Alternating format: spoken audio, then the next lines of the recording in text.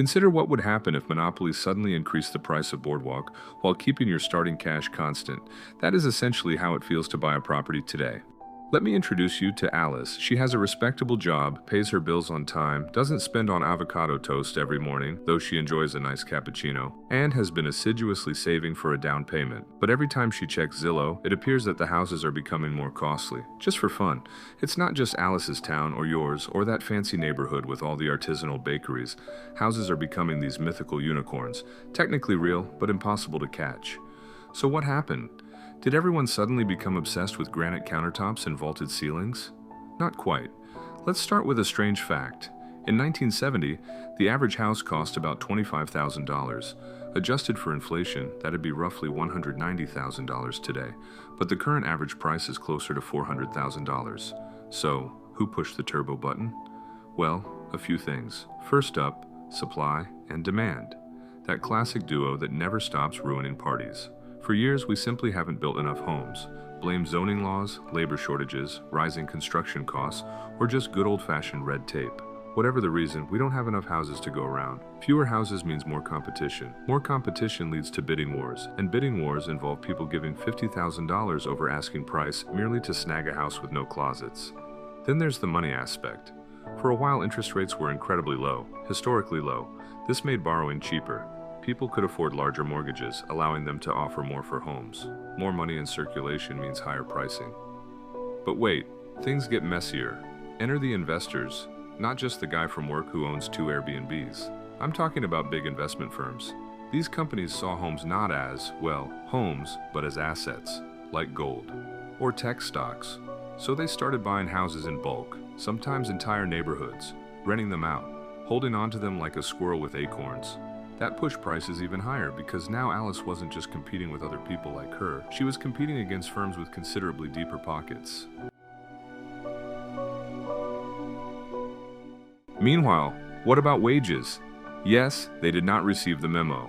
While property values climbed, earnings slowly crept forward, sipping tea and checking their phones. So now the maths does not add up. Let's imagine your parents purchased a property in the 1980s. They paid around 3 times their annual pay. Today, to purchase something similar, you'd need to spend about 8 times your annual income. It's like playing a video game on hard mode, but you didn't select that option. And if you think, well, I'll just rent for now, surprise. Rent prices have also increased, making it even more difficult to save for a down payment.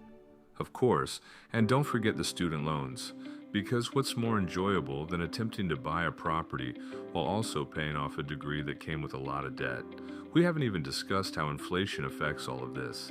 Inflation is similar to that sneaky app subscription you forgot about, slowly draining your account while you weren't looking. It raises the cost of everything: groceries, petrol, building supplies, you name it. So the cost of building a house rises, which pushes up sale prices, which pushes up what people need to borrow. Then we have the land issue. In many booming cities, there just isn't enough land to develop on, or the remaining land is tangled in zoning restrictions that say, sure, you can build a house here, as long as it's a single-family home, on a huge lot with 5 parking spaces and no more than 1.5 stories. This type of zoning limits the number of residences that can be developed in a region, resulting in higher prices. Meanwhile, Alice is sitting there like, can I please just have a modest 2-bedroom where the kitchen sink isn't in the living room?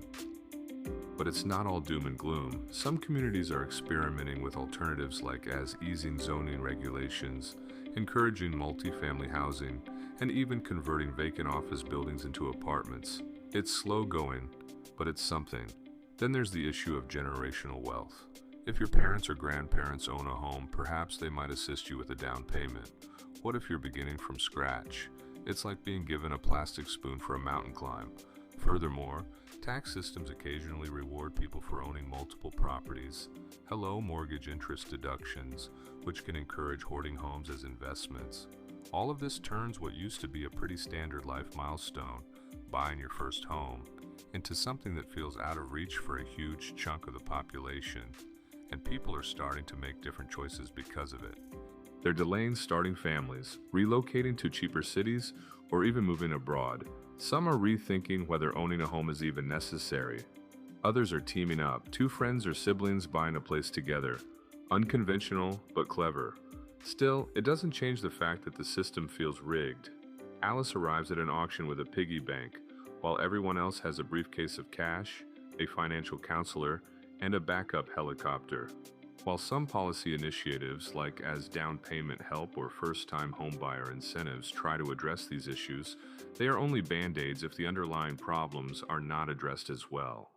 Which brings us back to the main question: why can't you afford a house anymore? Homes stopped being homes and became investments because policies haven't kept up with population growth, because income growth couldn't keep up with housing inflation, because the ideal of a house with a white picket fence is now competing with hedge funds.